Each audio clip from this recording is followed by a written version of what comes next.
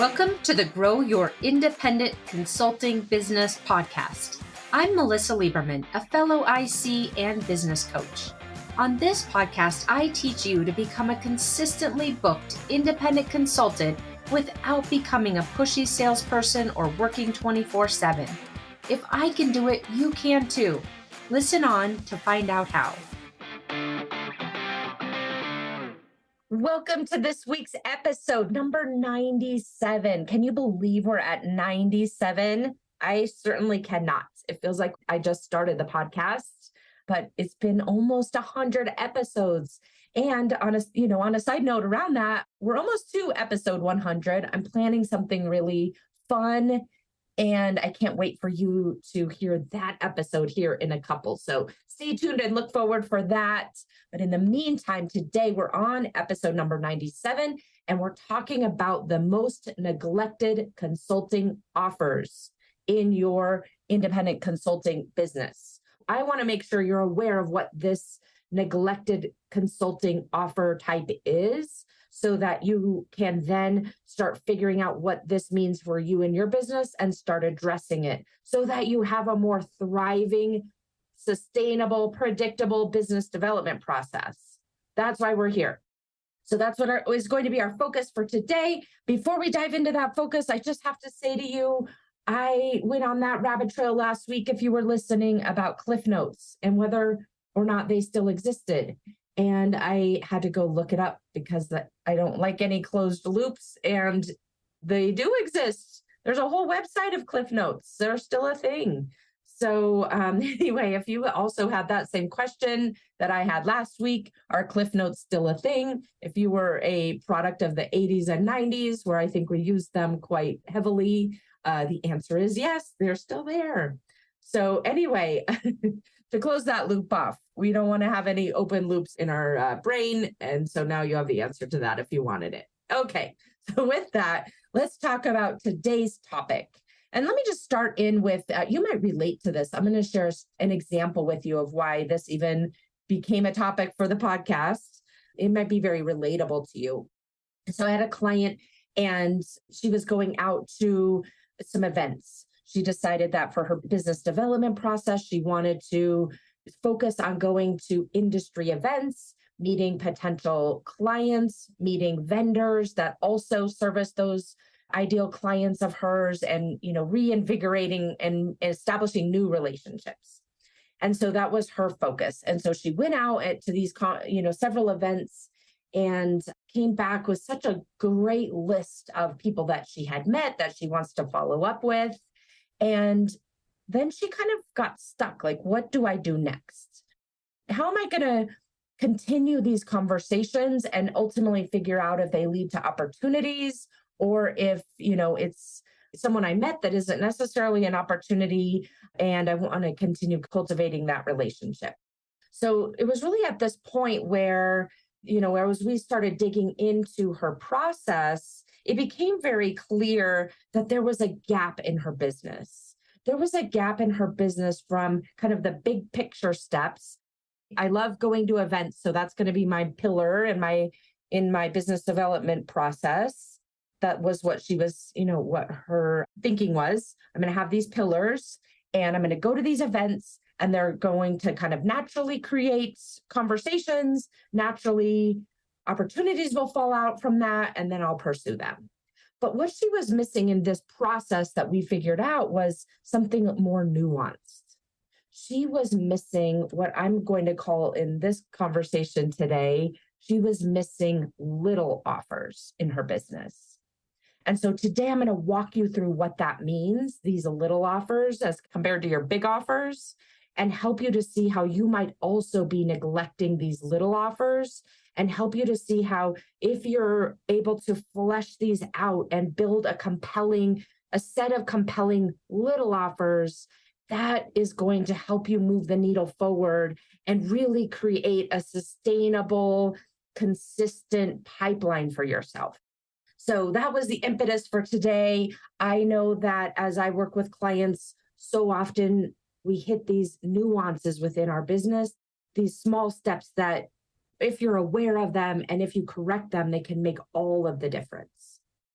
So before we dive in around this topic, I wanted to offer you a new scorecard. It's called the Independent Consultants Offer Scorecard. All around today, I built it all around today's topic because this is so important.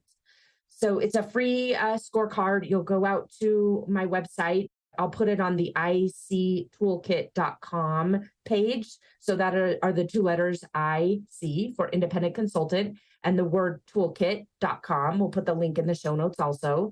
So go out to that website and you can take the Independent Consultants Offer Scorecard. And what that will do is give you a scorecard on several different types of offers that you want to have in your business, and also a plan to move forward where you're not scoring as high as you would want to be scoring when you get the results back. So the types of offers it's going to give you input on and a score on are your big offers, your service offerings in your business, the little offers, these neglected offers we're talking about today, and then also a couple of other types of offers that you'll want to think about for your business. And you'll get a taste of them from the scorecard, and I'll make future episodes for you about these as well. And those two types of offers are what I call Trojan horse offers and also offer ladders. So go take the Independent Consultants Offer Scorecard, and it will help you put what we're talking about today, these neglected offers, into practice in your business, as well as help you evaluate the other types of offers you may or may not have in your business and give you a really good action plan to move forward so that you can make all of the types of offers you've got in your business comprehensive and also compelling. Okay, so with that, that is your tool for today that goes along with this episode. Let's talk about the agenda for today. The agenda for today is, and just get very clear on what is an offer. And then I'll share with you what I see to be common consultant thinking about offers. You may relate to this, or it may be something you want to adjust for yourself as you're moving forward. And then we'll talk about these overlooked and neglected offer type, these little offers that we'll talk through. And then I'll give you an example of how to shift from a little offer that does not work to a little offer that does work in your business development process. And then I'll share with you 7 offer mistakes to avoid. And finally, we'll wrap up with specific next steps to put this concept that I'm sharing with you today into action. So we have a full agenda, but I don't like just sharing things with you, kind of skim the surface. This podcast is almost like a weekly mini training for you.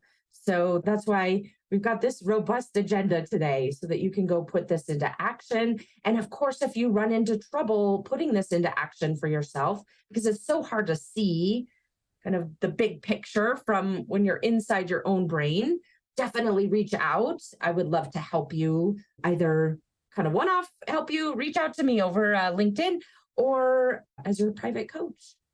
That's how you implement the work that we're doing here more strategically. Okay, so with that, let's start off with agenda item number 1, which is just getting all on the same page about what is an offer. An offer, in a very generic way, is an invitation to take a paid or unpaid action. An invitation to take a paid or unpaid action. So you're asking whoever you're talking to take an action, a next step, and they may pay you for that next step, or it might be unpaid. Those are offers in your business. Usually what consultants think about in terms of offers are, service offerings. What is our service offering? So for example, I might be a consultant who does HR retention strategic plans for my clients. That's a service offering. Or I might be a consultant who does software marketing event strategies for my Fortune 50 clients. That's a service offering. Or I might be a consultant who does audit preparation for my clients. That's a service offering. Or you might do ERP conversion planning. That's a service offering. You might do innovation, creating innovation methodologies and helping your clients implement those. Those are service offerings. that's what we typically think about as business owners, as consulting business owners, when we think about the word offer or service offering. A lot of times I hear things like, I've got one or two service offerings that I like to offer to my clients. Or I do a lot of different things. I want to productize my service offerings. Or you might be also thinking or saying, I need to better define my service offerings so that the value proposition is clearer. Those are the types of thinking we have about service offerings in our business and what we think we need to do with those offerings to improve them. And that may be true. Those things I just shared with you, those sentences I hear a lot from independent consultants, those might be true for you in your business. But the one nuance that I find that most independent consultants overlook that makes those things I just described, like I want to get better at defining my service offerings and the value proposition, when you actually look under the covers and look more specifically at the little offers that you're making along the way to get to that big offer, that's often where the biggest impact can be in your business if you address those first before you even worry about whether you have a productized service offering or not. So what I mean by that is your business development process is comprised of so many little offers. Again, an offer is an invitation to take some action. So your business development process is comprised of multiple little offers, such as making an offer to, have an initial conversation with a potential client. That is an offer. That is an invitation to take a step, right? And so oftentimes we overlook these little offers, even though they're more important than the big offer. Getting your potential client to take the next step or the next action, and then the next step, and then the next step, and then the next step, and then the next step until you have an executed contract. Those, what I call little offers, can be so much more important than whatever your big service offering is, or whatever it is that you think you need to productize. The ability to move someone through a process to get them to take action after action after action until you get an executed contract, that's what will make the difference in your business almost every time. So it's becoming really good at making those little offers that can make all of the difference in what your pipeline looks like and ultimately what your revenue looks like.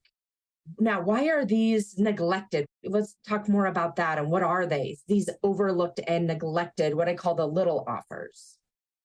Typically, they're overlooked because we don't even see them as offers. We think, I need to get better at my value proposition, and I need to get more clear on what it is I do and what I don't do. And I need to productize what I'm offering so that, my business can scale. Again, those are the kinds of things we think about as business owners so often.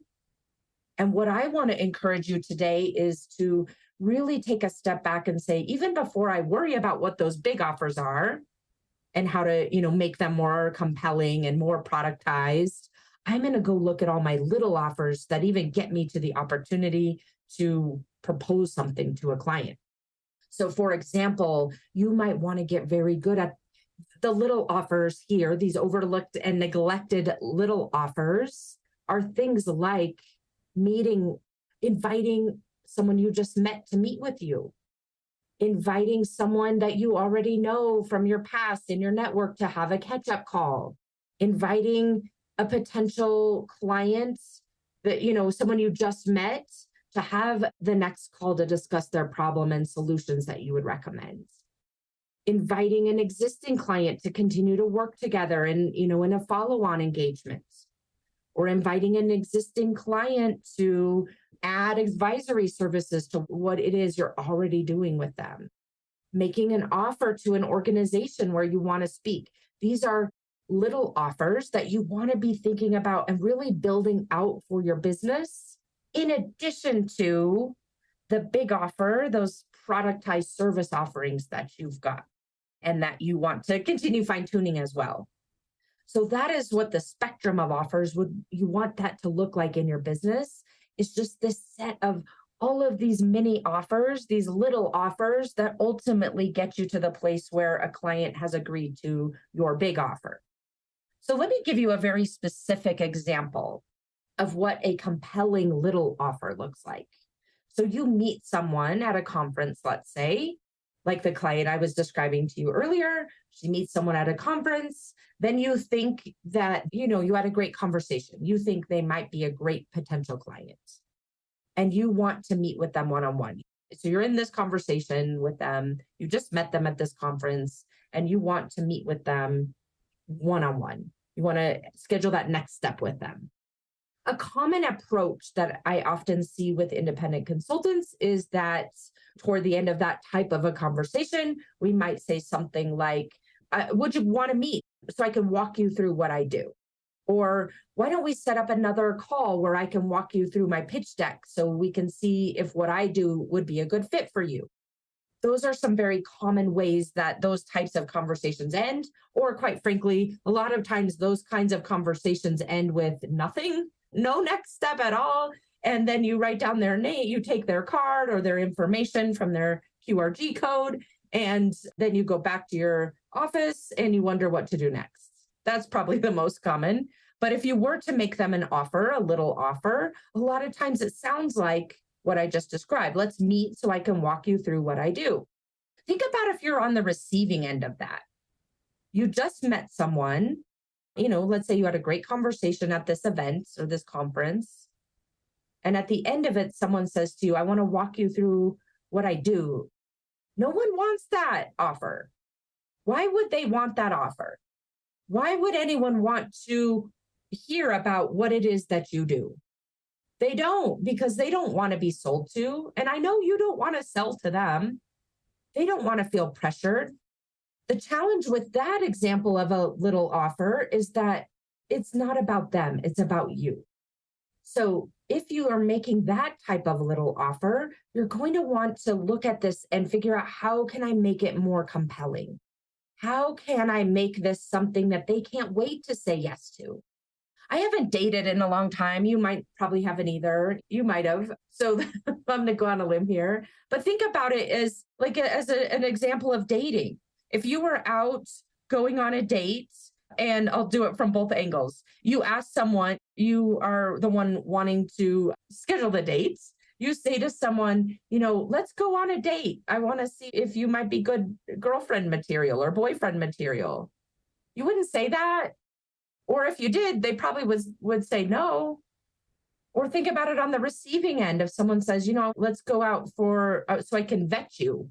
No one wants that. That's kind of the vibe you're giving off here. Versus, what? I heard that we both love microbrews, or we both love craft coffee, craft coffees. I don't even know what a fun date would be. Let's get together next week. So think about it. Instead of going back to our consulting offer, our little offer, instead of making it about you or avoiding it altogether, think about what kind of little offers you could be making throughout your business development process, including this kind of conversation at a networking event or a conference or other type of event. Think about what little offer you could make that's compelling to them and exciting for them to say yes to the next step. It might sound like, I know this has been a short conversation, but what really struck me about our conversation was, and then fill in the blank. I can tell you're someone who, or you've got a problem that, or I can tell you're really struggling with whatever makes sense for the conversation. I've got a few ideas for you that could help. How does your calendar look next week for 30 minutes? And we can dive into this a little bit deeper. I would love to learn more about what's going on and see if I've got some ideas for you that might help. Do you see the difference between what we normally do as consultants? Because we think we're in some kind of a sales process where we say things like, let's meet so I can walk you through what I do, or you avoid it altogether, versus making it about them. What really struck me about our conversation was fill in the blank. I can tell you're fill in the blank. Got a few ideas that could help. How does your calendar look next week? You're making offers to help them. You're not worried about, are they the ideal client? Are they the decision maker? is this going to be a good use of my time? You're not worried about any of that. You're thinking about how can I make them an invitation that is compelling so that they'll take the next step. Hopefully that gives you a really tangible example of what a compelling little offer is, that you want to have a series of all of these types of little offers built out in your business so that you can then move them step by step by step, invitation by invitation by invitation, all the way to the ending of your process, which is your big service offer. So let's talk now about what the common little offer mistakes are. The common little mistakes are, there's 7 of them. 7 of them. Number 1, winging it. Most of us wing it. I'll just say whatever seems natural in the moment and don't think about how could I create compelling little offers to add to the suite of offers that I've got in my business. The big offers, the service offerings, and the little offers, these invitations to take the next step. So winging it usually is off of some kind of awkward energy or pressured energy. And then it comes across so weird to the client and so pressured to these, the person that you're making this invitation. And so then the acceptance rate is so much lower. Or if they say yes, they're doing it out of a feeling of obligation or people pleasing on their side. That doesn't lead to where you want it to lead to. So don't wing it. Build out these mini offers, these little offers that I'm sharing with you today. The second one is not even realizing you're making an offer. Most of us fall into this category too, this mistake. We don't even realize we're making an offer. We look at the big offer. I have an offer or 2 or 3 in my business. Those ultimate service offerings that you provide to your clients and don't even realize we're making these series of offers all along the way. The third mistake is not even making the offer, these mini offers, these little offers, right? You might be thinking things like, well, that person I just met isn't high enough in the organization, or the people in my network aren't really my ideal client type. So we just don't even make an offer to one of these little offers to have a call with them or to help them, understand a problem better. So not even making little offers is a mistake. Number 4, the fourth mistake when it relates to little offers is being in what I'll call an unproductive emotional state when you're making that little offer. So I just touched on this a minute ago. If you're feeling awkward or you're feeling pressured yourself, Melissa said to make an offer, a little offer, so I better do it. It's going to come across so much differently than if you're in a genuine emotional state, for example, or a curious emotional state. Get yourself into one of those more productive emotional states versus making your little offer from an unproductive emotional state. The 5th mistake as it relates to little offers is making it about you and not the other person. I need to fill my pipeline. I need to have X number of next meetings. I need to fill the gap in my revenue. None of these little offers are going to be successful. And, ultimately you getting executed contracts for your big offer, that's not going to happen if you're making it about you and not the other person.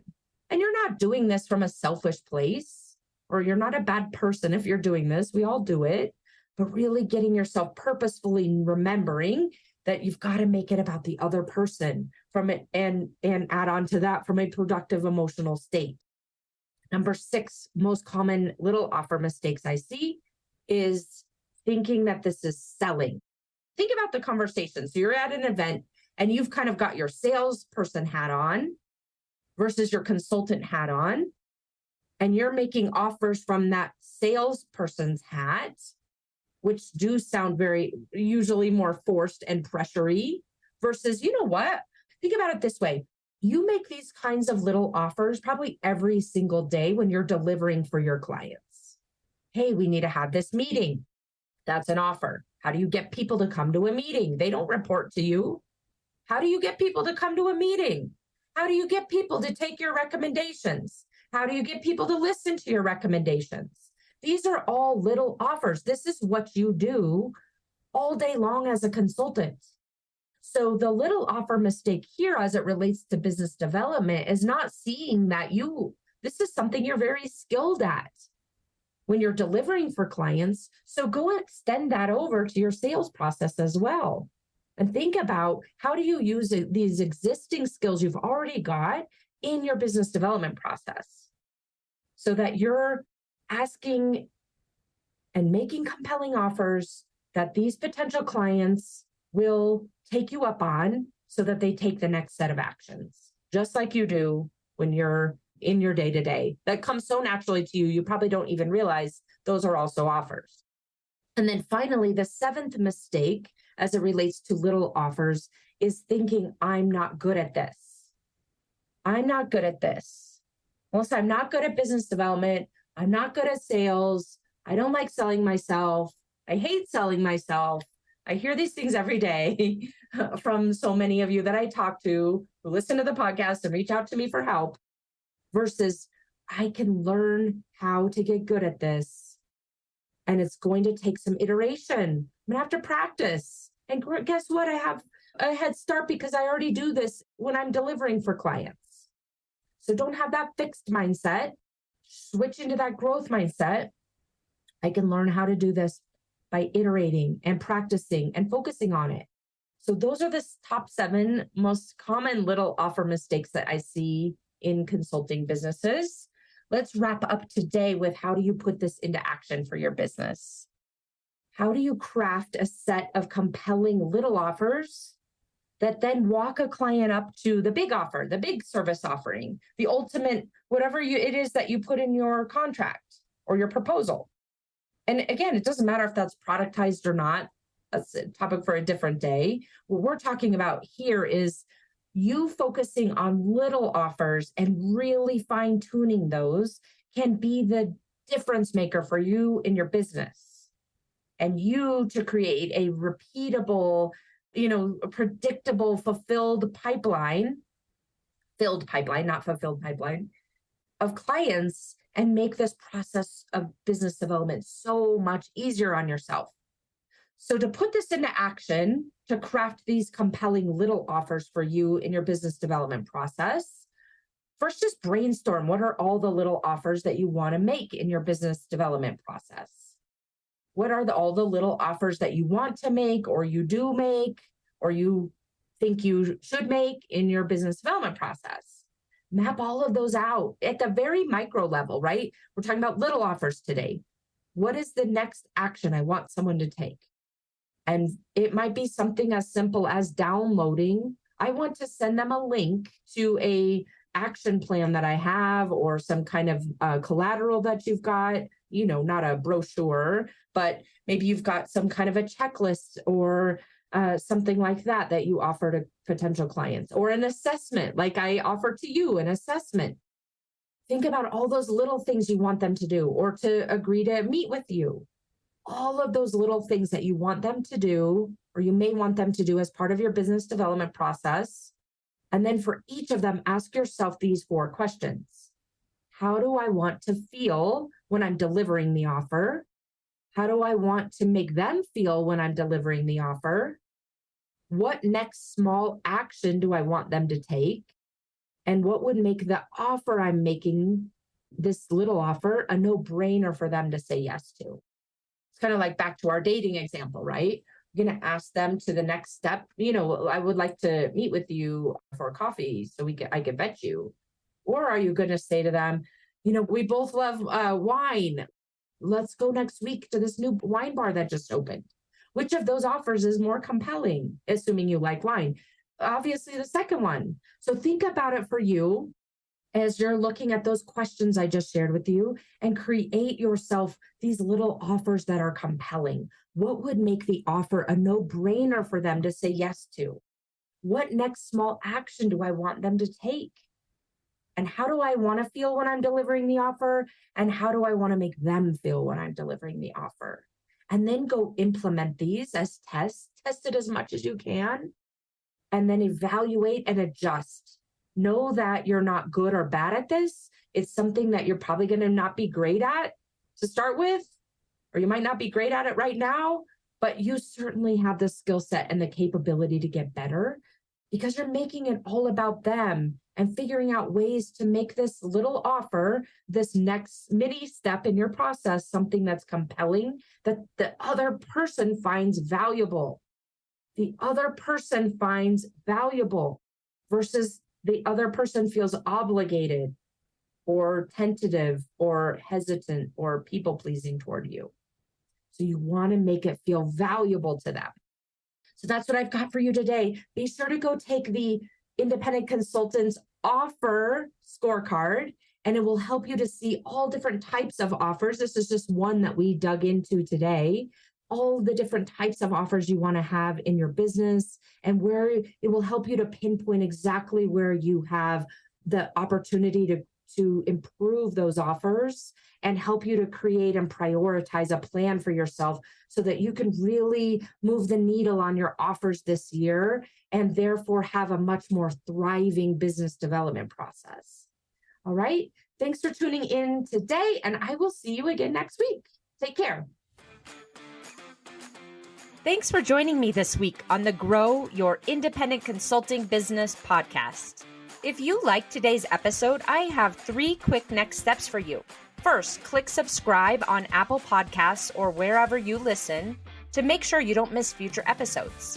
Next, leave me a review in your podcast app so other independent consultants can find and benefit too. And finally, to put the ideas from today's episode into action, head over to melissalieberman.com for the show notes and more resources to help you grow your consulting practice from your first few projects into a full-fledged business. See you next week.